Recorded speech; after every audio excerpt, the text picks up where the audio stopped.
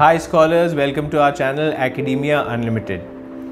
गलवान घाटी में हमारे वीर सोल्जर्स की शहादत के बाद में एक बात बिल्कुल ही क्लियर हो चुकी है कि इंडियन डेमोक्रेसी हमारे राष्ट्र के लिए चाइना एक बहुत ही बड़ा चैलेंज है, एक बहुत ही बड़ा खतरा है। दुश्मन से निपटने के लिए बहुत ज़रूरी है कि हम उसको अच्छी तरह से समझें, उसके इतिहास, उसके वर्तमान और उसके भविष्य को अच्छी तरह से परखें। इसीलिए आज की वीडियो में हम जिक्र करेंगे चाइना के बारे में बात करेंगे। सबसे पहले अगर चाइना की हिस्ट्री पर हम नज़र डालें तो ये एक इतना लंबा चैप्टर है, ये एक इतना लंबा विस्तृत नॉलेज कॉर्पस है कि इस पर वीडियोस की एक सीरीज़ बन सकती है। मगर अगर संक्षिप्त में देखा जाए तो चाइना का भी एक बहुत लंबा इतिहास रहा है, एक बहुत ही पुरानी सिविलाइजेशन है और ठीक इंडिया की तरह ही चाइना भी कॉलोनियलिज्म का शिकार था। औपनिवेशिक काल में अलग अलग यूरोपियन पावर्स ने चाइना पर अपना आर्थिक शिकंजा कसा था और इसके संसाधनों का, इसके रिसोर्सेज का दोहन किया था, एक्सप्लॉयटेशन किया था। किंग डायनेस्टी, जो कि एक बहुत लंबे समय तक चलने वाली डायनेस्टी थी चाइना में, उसने 1644 से लेकर 1912 तक शासन किया और इसी डायनेस्टी के शासनकाल में हम देखते हैं कि यूरोपियन पावर्स ने चाइना पर अपना शिकंजा बहुत ही गजब तरीके से कस लिया था। सबसे पहले जिस यूरोपियन पावर ने चाइना के अंदर अपनी फैक्ट्री बनाई थी वो थी पोर्चुगल्स। उन्होंने 1557 के अंदर मकाओ के अंदर अपनी एक फैक्ट्री डाली थी और उस पोर्ट से आदान प्रदान करना शुरू किया, वहाँ पे ट्रेड करना शुरू किया, बिजनेस करना शुरू किया। देखते ही देखते British, French, Italians, Americans, Russians, इन सब लोगों ने चाइना में अपने औपनिवेशिक इंटरेस्ट स्थापित कर दिए।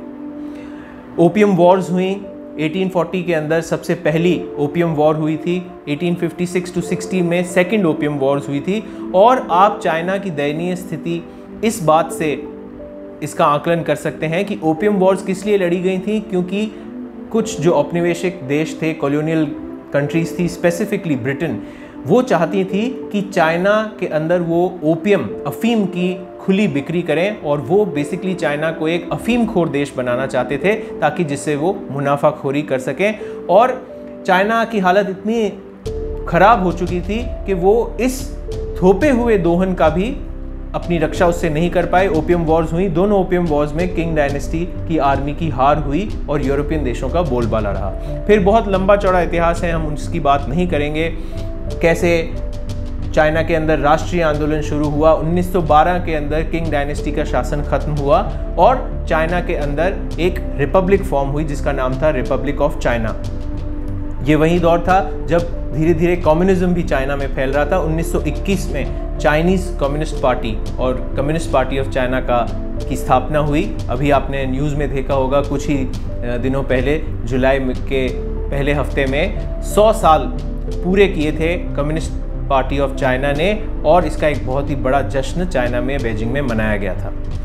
तो धीरे धीरे कम्युनिज्म हावी हुआ। 1937 के अंदर जापान ने चाइना पे इन्वेजन किया। काफ़ी लंबी लड़ाई चली 1945 तक, जिसमें लगभग चाइना जापान का गुलाम बनकर रहा था और इसी दौरान के अंदर कम्युनिस्ट्स और नेशनलिस्ट के बीच में एक सिविल वॉर भी काफ़ी लंबे समय तक चली, जिसका परिणाम ये हुआ कि 1949 1 अक्टूबर को People's Republic of China, PRC जिसे हम आज भी जानते हैं, उसकी स्थापना हुई एक कम्युनिस्ट देश के रूप में। तो जैसा कि मैंने आपको कहा, बहुत लंबा चौड़ा विस्तृत इतिहास है चाइना का। वी वोंट गो देयर, उसकी बात हम कभी किसी और वीडियो में करेंगे, सिलसिलेवार तरीके से करेंगे। आज के वीडियो में, जैसा कि मैंने आपको शुरू में अर्ज किया था, कि हम एक छोटी सी कोशिश करेंगे चाइना के अंदर उतरकर चाइना को समझने की। और ये जो समझने की जो कवायद है, ये जो प्रयास है, इसमें मैं 3 आर्टिकल्स का सहारा लूँगा। जो पहला आर्टिकल मैं आपके साथ साझा कर रहा हूँ वो भारत के एक बहुत ही आला और फेमस अर्थशास्त्री, इकोनॉमिस्ट ने लिखा है, जिनका नाम है प्रोफेसर प्रभात पटनायक। ये JNU में इकोनॉमिक्स डिपार्टमेंट में प्रोफेसर थे और पूरे विश्व में इन्होंने बहुत तगड़ा काम किया है, बहुत ही अच्छी रिसर्च की है, बहुत ही गिफ्टेड ब्रेन है ये इंडिया का। इन्होंने कुछ ही दिनों पहले इंडियन एक्सप्रेस में 7 जुलाई को एक आर्टिकल लिखा था जिसका टाइटल है चाइनाज सेंचुरी ऑफ बिकमिंग। और इस आर्टिकल में उन्होंने पूरा लेखा जोखा खींचा है कि किस तरह चाइना 21वीं शताब्दी की एक महाशक्ति के रूप में उभरा है। मगर जब हम इस आर्टिकल के अंदर कुछ चुनिंदा पॉइंट्स की ओर गौर फरमाते हैं तो हम देखते हैं कि all that glitters is not gold. कहीं कहीं पर चाइना में भी हमको वैक्यूम और लैक्यूना देखने को मिल रहा है। तो सबसे पहले प्रभात पटनायक साहब कहते हैं कि जब रूस के अंदर बोल्शेविक रेवोल्यूशन सक्सेसफुल हुआ उसके बाद से ही पूरे एशिया में कई सारी कम्युनिस्ट पार्टीज बनी, जिनमें से एक थी सीपीसी यानी कि कम्युनिस्ट पार्टी ऑफ चाइना, जिसकी स्थापना 1921 में हुई थी। इसी दौरान 1920 में कम्युनिस्ट पार्टी ऑफ इंडोनेशिया की स्थापना हुई थी। भारत, इंडिया में भी कम्युनिस्ट पार्टी की स्थापना 1921 में हुई थी। मगर देखते ही देखते इस कम्युनिस्ट चाइना ने इतनी प्रगति कर ली कि ये आज के विश्व का एक महान देश, महान राष्ट्र बनकर स्थापित हो चुका है। प्रभात पटनायक साहब कुछ इंपॉर्टेंट पॉइंट्स हाईलाइट करते हैं। वो कहते हैं कि आज 21वीं शताब्दी की अगर हम बात करें तो China is the second largest economy, दूसरी सबसे बड़ी अर्थव्यवस्था है। सेकेंडली हम देखते हैं कि चाइना ने अपनी जो जीडीपी ग्रोथ रेट है वो डबल डिजिट्स में मेंटेन की है over the longest period of time. So इसका सीधे सीधे शब्दों में अर्थ ये निकलता है कि 1980s 1990s से चाइना निरंतर प्रगति के मार्ग पर अग्रसर है। तीसरी प्रभात पटनायक पॉइंट आउट करते हैं बात कि अभी जो रिसेंटली चाइना का स्पेस प्रोग्राम बहुत ही बुलंदियों को छू रहा है, वो भी अपने आप में एक इशारा है कि चाइना किस तरीके से एक ग्लोबल सुपर पावर के रूप में उभर रहा है। अगर आपने न्यूज़ फॉलो की हो तो जून में ही चाइना ने अपना खुद का स्पेस स्टेशन स्पेस में बनाया है और अपना जो रॉकेट था डिवाइन फ्लाइट, उसके ज़रिए उस पूरे स्पेस स्टेशन का एक तरीके से उन्होंने पूरा जो फिनिशिंग थी करके उसको पूरी तरह से पूर्ण रूप से बनाकर अपनी कक्षा में स्थित कर दिया। तो ये एक बहुत ही बड़ा अचीवमेंट है।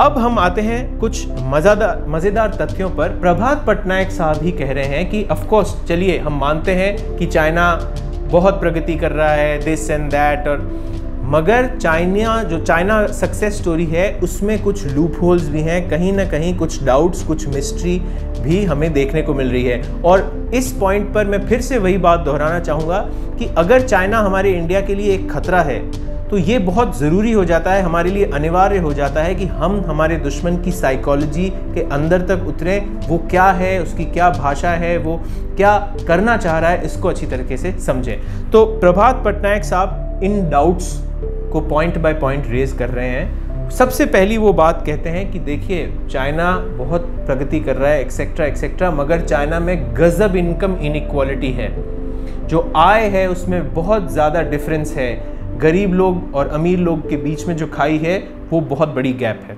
सेकेंडली वो कह रहे हैं पॉवर्टी लाइन, गरीबी रेखा।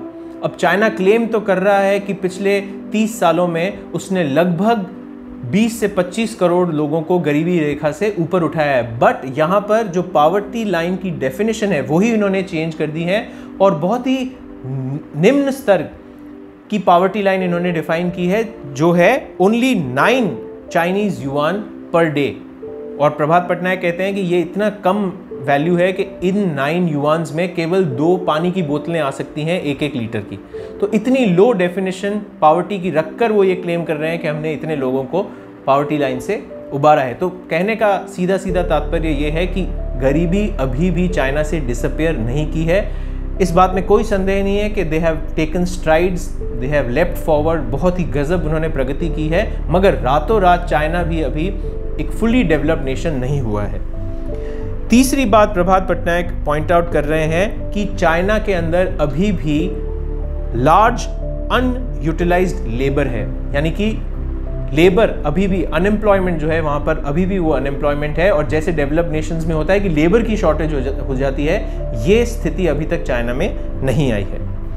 तो ये एक बड़ा इंटरेस्टिंग सा आर्टिकल हमको पढ़ने को मिलता है जो कुछ सवालिया निशान उठाता है चाइना की सक्सेस स्टोरी पर। और इनफैक्ट क्योंकि प्रभात पटनायक खुद एक लेफ्ट लीनिंग इंटेलेक्चुअल हैं, तो वो तो ये भी कह रहे हैं कि चाइना ने जो मिक्स्ड इकोनॉमी का रास्ता इख्तियार करके और इतनी तेज़ प्रगति की है, तो उनके मतानुसार अगर चाइना मिक्स्ड इकोनॉमी नहीं बनता और एक शुद्ध रूप से सोशलिस्ट कंट्री बनकर ही रहता तो भी शायद संभवतः वो इतनी प्रगति को भी पा लेता और साथ में इनकम इक्वालिटी और समाज में आर्थिक बराबरी को भी वो शायद अचीव कर सकता था।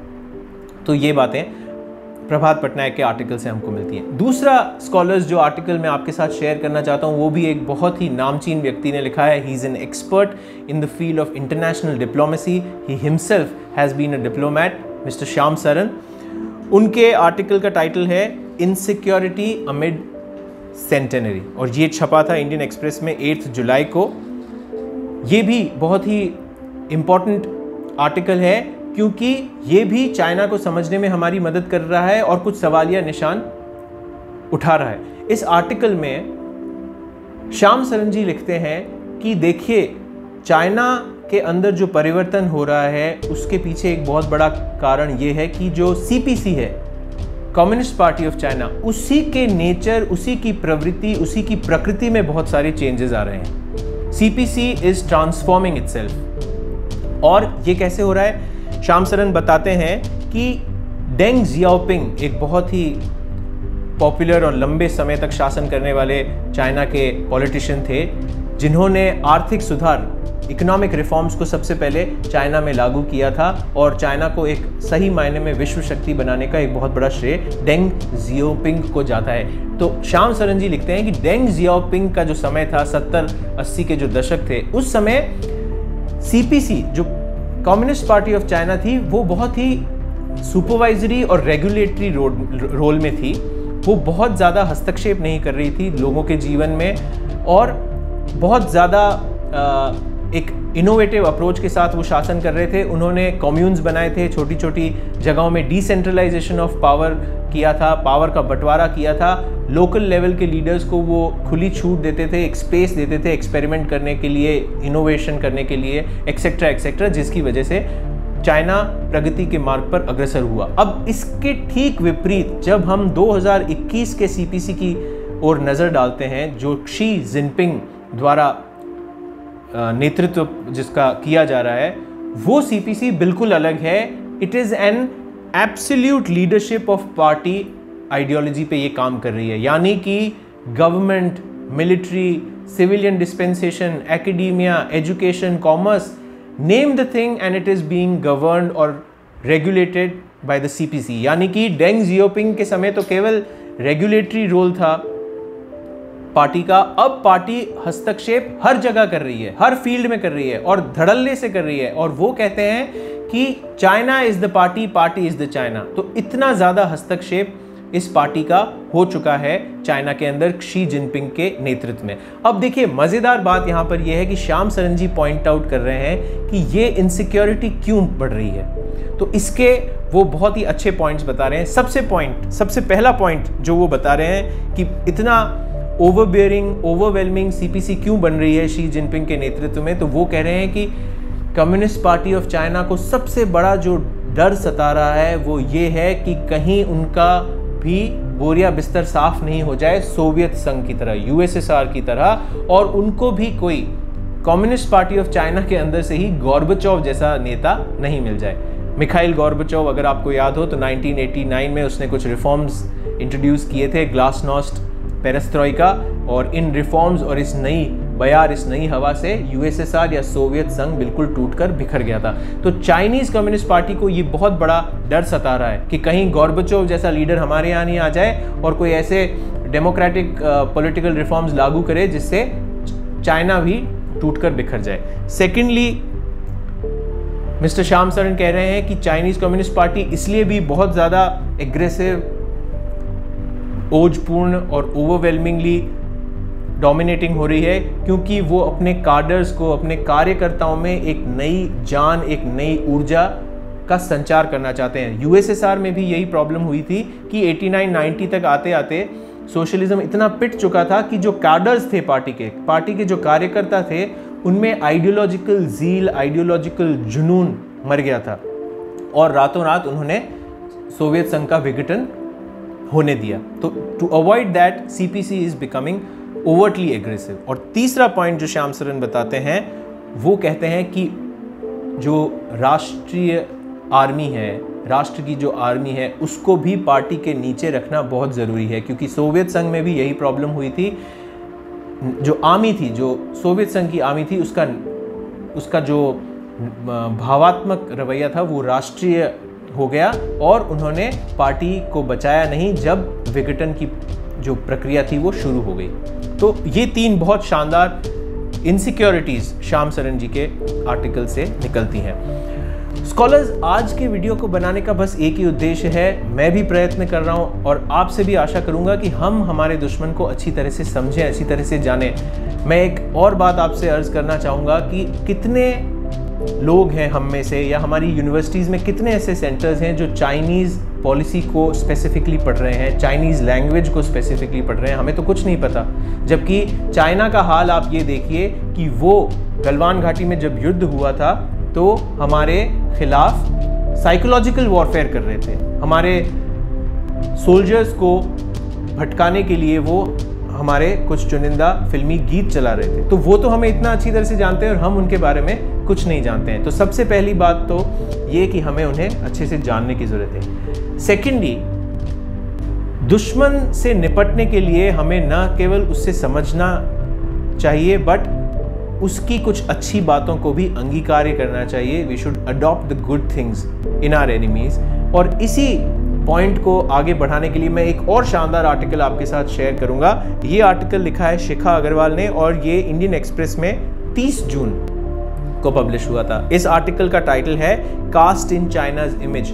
और इस आर्टिकल में सबसे शानदार बात जो शिखा अग्रवाल लिख रही हैं वो ये कह रही हैं कि आप देखिए, आप चाइना की इंटरनेशनल डिप्लोमेसी किस स्तर पर पहुंच गई है। आप जरा अनुमान लगाइए। CPC, communist party of China का एक अलग विभाग है, एक अलग डिपार्टमेंट है जिसका नाम है IDCPC, international department of the CPC। और इसका केवल काम यह है कि हर देश के अंदर इतनी तगड़ी, इतनी शानदार डिप्लोमेसी करे कि चाइना का दबदबा रहे और चाइना जो बात कहलवाना चाह रहा है, मनवाना चाह रहा है, जो माहौल बनाना चाह रहा है विश्व के अंदर, उसमें वो देश भी उसकी सहायता करें। ये काम है ID का, इंटरनेशनल डिपार्टमेंट का। और शिखा अग्रवाल बताती हैं कि ये जो ID विभाग है, ये न केवल देशों से राजनयिक और कूटनीतिक रिश्ते स्थापित कर रहा है, ये हर देश के अंदर पार्टी टू पार्टी डिप्लोमेसी कर रहे हैं। यानी कोई एक पर्टिकुलर देश है, उसके अंदर जो डोमिनेंट या वर्चस्व रखने वाली जितनी भी राजनीतिक पार्टियां हैं, उस हर पार्टी के साथ वो एक अलग लेवल पर जाकर कूटनीतिक रिश्ते, राजनयिक रिश्ते, डिप्लोमेटिक रिलेशंस एस्टैब्लिश कर रहे हैं। और ये वो बताती हैं कि all across the world around 140 countries के अंदर और लगभग 400 डिफरेंट पॉलिटिकल पार्टीज के साथ ये ID विभाग काम कर रहा है। अगर आपने ज़रा न्यूज़ पे गौर किया हो तो आप देखेंगे कि जैसे ही जब कोरोना वायरस का बम फटा था और पूरा विश्व कोरोना वायरस से जूझ रहा था और चाइना में कुछ नहीं हो रहा था, तब भी विश्व के कई ऐसे देश थे वो चाइना को दोषी नहीं ठहरा रहे थे। वो ये कह रहे थे कि ठीक है, ये वायरस आ गया है बट चाइना जो है वो तो पूरे विश्व की मदद करना चाह रहा है, वो विश्व को एड दे रहा है, उसने बहुत ही सही टाइम पे बता दिया कि ये कोरोना वायरस आ गया है, एक्सेट्रा एक्सेट्रा। तो बेसिकली ये शब्द चाइनीज़ ही थे जो दूसरे देश जो अफ्रीका के, एशिया के जो इतने शक्तिशाली देश नहीं है, वो दे वर voicing these words which were actually words coming from the Chinese dispensation। तो ये लेवल है, ये एक स्तर है चाइनीज़ डिप्लोमेसी का जिसको हमें भी कहीं ना कहीं अंगीकार करना चाहिए। और लास्ट में बस एक ही पॉइंट मैं आपके साथ और कहूँगा, सी राजा मोहन के भी ये विचार हैं कि इंडिया को चाइना से सीखना चाहिए कि किस तरह हम डिप्लोमेसी और सॉफ्ट पावर का इस्तेमाल करके हमारे नेशनल इंटरेस्ट और इंटरनेशनल इंटरेस्ट को आगे कर सकते हैं। So thank you very much for watching this video and staying tuned in. I hope आपको ये वीडियो पसंद आया होगा। Please do like it, share it and do subscribe to our channel Academia Unlimited. Thank you. नमस्कार।